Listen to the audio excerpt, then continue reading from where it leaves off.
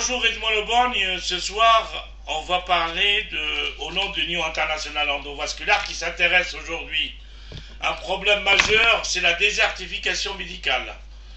Et qui dit désertification médicale, inégalité des soins. Un sujet de santé publique et de l'offre de soins. Et donc, comme vous le savez, dans lorsqu'on traite un patient ou dans n'importe quel endroit de la France ou dans le monde, il faut utiliser la meilleure technologie, la plus récente des technologies utilisées pour la médecine et pour traiter les patients. À ce moment-là, non seulement il y a une inégalité de soins, mais inégalité de produits de soins et de produits de santé publique. Je vous donne la parole. Merci, Dr Mouly, pour ce sujet qui est assez transversal, mais qui néanmoins est d'actualité et il s'agit aussi d'une problématique de politique de santé dans le cadre de l'organisation du système de santé, notamment de l'offre de soins. Alors, la désertification médicale, le Conseil national de l'ordre des médecins avait publié le 4 juin 2013 dans un atlas démographie médicale différents chiffres et on considérait qu'en un an, le nombre de médecins inscrits en activité avait diminué de moins 0,12% et que le nombre de médecins retraités, tant qu'à lui, avait augmenté de 8% sur la même période. Alors on peut tirer un premier enseignement. Ce premier enseignement, on peut le tirer sur justement ces données chiffrées. On sait qu'on a une diminution de moins 0,12% et qu'on a une augmentation de 8% des retraités, des parts de mise à la retraite de certains médecins. Alors, la balance, elle est tout de suite faite. Depuis quelques années, on s'aperçoit que manifestement, le numerus clausus des facultés de médecine en France augmente son nombre d'étudiants, mais insuffisamment. Et on sait aussi que pour former un praticien, c'est entre 8 et puis 12, 14, voire plus dans des spécialités. Alors, le problème, si vous voulez, on risque de voir sur le plan démographique rapidement une diminution du nombre de médecins dans toutes les spécialités et on peut aussi constater en même temps que si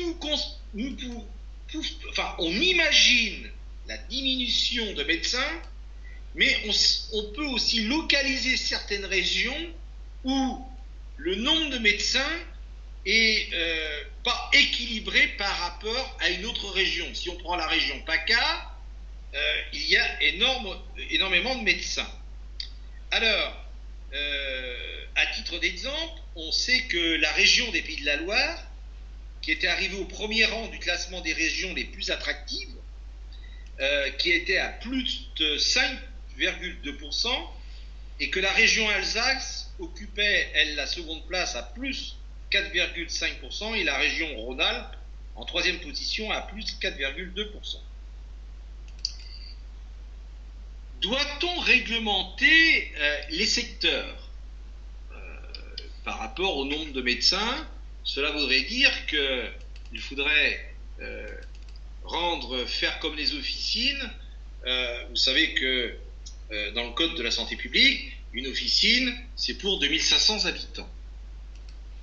Alors, on pourrait partir sur ce raisonnement, mais manifestement, ce n'est pas celui qui a été retenu et il serait difficile à mettre en place compte tenu des différentes spécialités médicales et puis aussi de la volonté de chacun des praticiens après de longues études. Nous constatons aussi l'arrivée nombreux médecins étrangers, notamment de Roumanie, qui manifestement certains sont très bons, mais on est un peu déçus que manifestement nous avons en France un certain nombre de facultés de médecine qui forment très bien les futurs cliniciens et qu'on voit arriver une masse importante de médecins étrangers pour combler ce déficit en termes sur le plan de la démographie médicale. Alors, effectivement, aujourd'hui, on ne va pas mettre en cause, si vous voulez, la qualité du travail de ces médecins étrangers, car effectivement, ils travaillent bien. Peut-être certains qui n'auraient peut-être pas le niveau commun, mais en France, on a des facultés d'excellence qui forment de très bons cliniciens, très bons spécialistes, avec une connaissance, je dirais, du pays sur le plan de la santé publique, sur le plan de la prévention et l'adaptation aussi aux soins.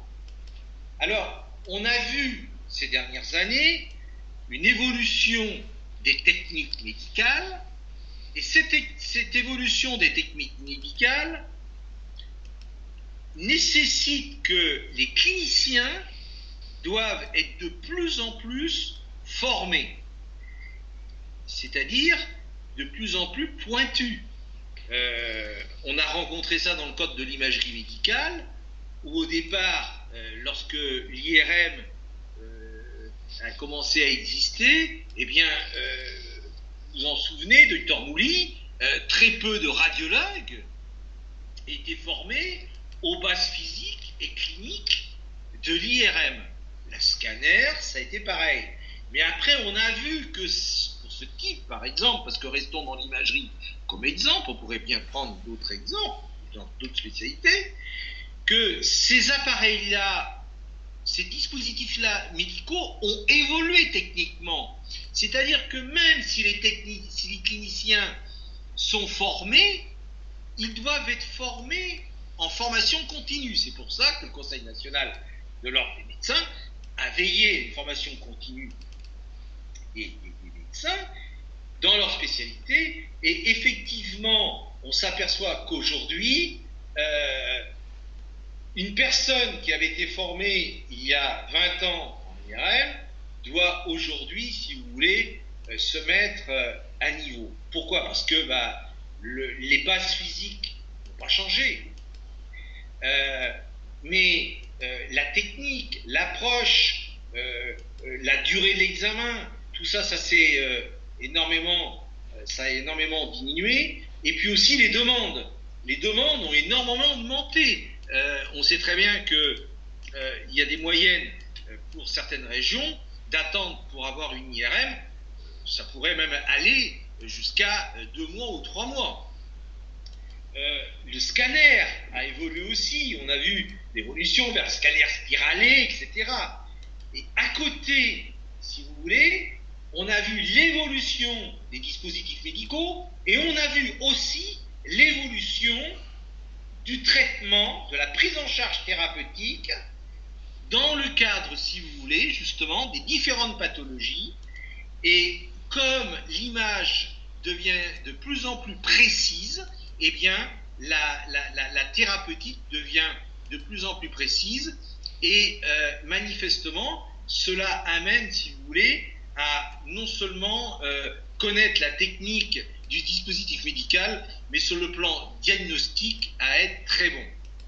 Et puis, dans la continuité de l'imagerie médicale, nous avons la chirurgie, par exemple, où cette chirurgie évolue énormément, même vers la voie de la robotisation.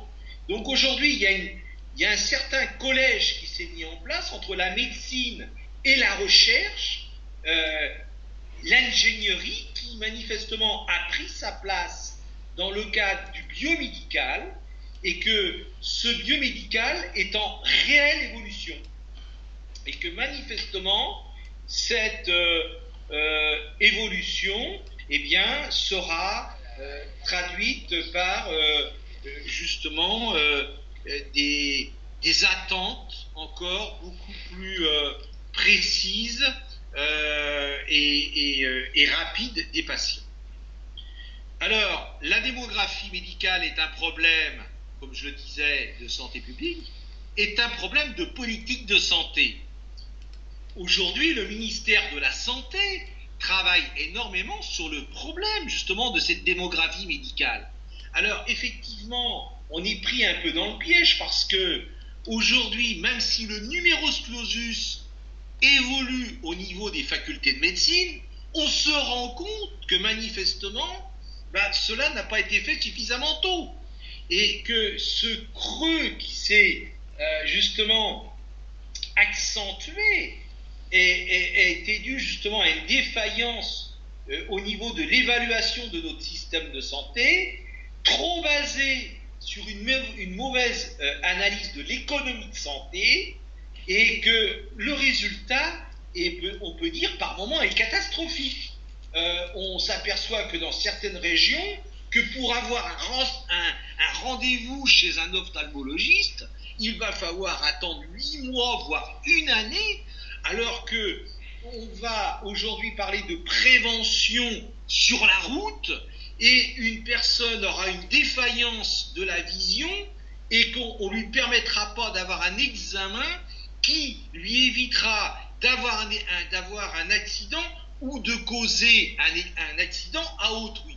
Donc, si vous voulez, vous voyez que la médecine, aussi le plan de la démographie, est important sur la prise en charge immédiate, mais a des conséquences, si vous voulez, sur le plan de la sécurité, aussi bien du patient en lui-même que sur l'environnement au niveau de la population. Et ainsi, on arrive aujourd'hui à conclure, et je vais dire mes derniers mots, c'est que on est aujourd'hui vers une prévention extraordinaire et peut-être, et on peut le saluer sur les limitations de vitesse, mais il faudrait peut-être aussi penser justement à une prévention, si vous voulez, en pensant que ce problème de démographie médicale amène justement une diminution de vigilance sur certains cas, sur des personnes qui auraient des défaillances, notamment, on disait, en ophtalmologie, et ça crée un problème important. Alors, je pense qu'il s'agit d'un problème de santé publique au niveau de l'évaluation de notre système de santé, et que cette analyse au niveau de l'évaluation de notre système de santé doit nous amener à une étude transversale, si vous voulez, qui permet de prendre en compte aujourd'hui l'état de la France sur le plan cartographique, en disant voilà le nombre de spécialités que nous avons en France, et on s'apercevra par exemple qu'en gynécologie obstétricale, le problème va se poser très rapidement aussi, ou que ça soit dans le domaine même de la cardiologie ou autre domaine, pour avoir des rendez-vous suffisamment rapides. Alors, je vous remercie, Dr Mouly, de m'avoir permis de donner, si vous voulez, un premier avis qui est le mien et qui m'appartient, et que manifestement je me ferai un plaisir de partager au séminaire que vous allez organiser sur le problème de la démographie médicale, où on pourra poser les problèmes justement géographiques, les problèmes en termes de santé publique, que ça soit l'évaluation de notre système de santé, y compris de l'économie de santé, et là, colléger tous ces spécialistes pour que enfin on puisse analyser et sortir un document précis que l'on pourra remettre aux instances intéressées par cette problématique. La solution miracle, nous la connaissons pas, nous la connaissons en sachant qu'il faudrait augmenter le nombre de médecins, mais on sait aussi que au niveau de la sécurité sociale, nous avons un déficit très important, donc notre système de santé est très impactés par justement cette problématique en termes d'économie de santé. Et justement, la réflexion qu'il faut mener, ce n'est pas au niveau uniquement du praticien, il faut augmenter le nombre de praticiens, mais peut-être au niveau de la prise en charge dans le cadre des protocoles ou au niveau des sociétés savantes, et les sociétés savantes font un travail extraordinaire dans toutes thématiques confondues, et justement s'appuyer sur ces sociétés savantes pour pouvoir sortir un réel outil où on ira vers un système de santé performant, y compris les urgences, et prenant en compte aussi l'économie de santé. Je vous remercie, Dr Mouly, de m'avoir permis de m'exprimer rapidement. Bien évidemment, j'aurais énormément autre chose à dire sur ce problème important de santé publique, mais je voulais donner les grosses lignes que nous pourrons développer dans votre séminaire prochainement. Dans notre séminaire, merci Edmond Le Borgne, on va parler surtout d'inégalité des chances dans les régions défavorisées. L'inégalité des chances de soins, l'inégalité des chances, même il faut faire des statistiques bien précises avec l'espérance de vie dans les régions défavorisées, où il manque énormément de médecins, de matériel et de performants pour traiter de la meilleure façon les patients et de façon égale par rapport à des régions comme Paris et en province. Donc il y a des régions défavorisées qui n'ont pas accès aux soins comme d'autres régions. L'apport des médecins étrangers qui viennent surtout des pays de l'Est, qui n'ont pas de sans dire des choses, mais qui n'ont aucune connaissance, surtout linguistique, pour traiter les patients, et on les met dans les hôpitaux comme ça pour traiter des patients, surtout dans les hôpitaux publics. Je trouve ça c'est bien pour compenser le manque de médecins, mais ce n'est pas la solution. Il faut voir l'espérance de vie dans les régions défavorisées, faire des statistiques précises pour voir le manque de technologie, le manque de biomédical, le manque de médecins, le manque de pharmaciens, de tous les paramédicaux, et les gens et tout le système de santé se base sur ce problème-là. Je vous remercie, Edmond Le Borgne, au nom de l'Union internationale endovasculaire. Merci beaucoup, et dans le prochain séminaire, on parlera beaucoup de cette affaire-là, en invitant beaucoup de sociétés savantes et surtout des sociétés pour parler de ces problèmes très sensibles, surtout dans les régions défavorisées. Et la technologie médicale est arrivée à un tel point de technologie et de performance que la France doit agir. Merci Edmond. Si vous avez quelque chose d'autre à rajouter. Oui, écoutez, Dr Mouly, j'aurais juste quelques mots à rajouter. J'apprécie votre analyse. Effectivement, il y a des régions défavorisées parce que les médecins choisissent leur région, mais on ne peut pas. Mais effectivement, ça, il faudrait mettre ça sur la table. On en discutera à votre séminaire. Mais vous savez, ce qui est important aujourd'hui, c'est qu'on arrive à donner une information précise aux praticiens. Aujourd'hui, les laboratoires diminuent leur démographie aussi au niveau de la visite médicale. L'information du patient, du clinicien va de plus en plus être obsolète. Il faut absolument, et grâce à votre idée d'avoir créé une association pour le médicament et les dispositifs médicaux, que justement il puisse y avoir un regroupement au niveau des formations. Et je profite de vous féliciter parce que il s'agit d'une excellente initiative. Votre association scientifique a le mérite, et je souligne, de pouvoir mettre en avant des sujets de politique de santé qui ne sont jamais abordés et qui ont un sens pratique que les cliniciens, que les institutionnels et que les patients apprécieront. Je vous remercie, Dr Mouly. Donc ce thème-là, l'inégalité de soins différentes régions et l'espérance de vie. Merci Edmond Leborgne. Dans le prochain séminaire, on parlera de ça. Merci beaucoup et au nom de l'Union internationale endovasculaire, je vous remercie. Merci à vous.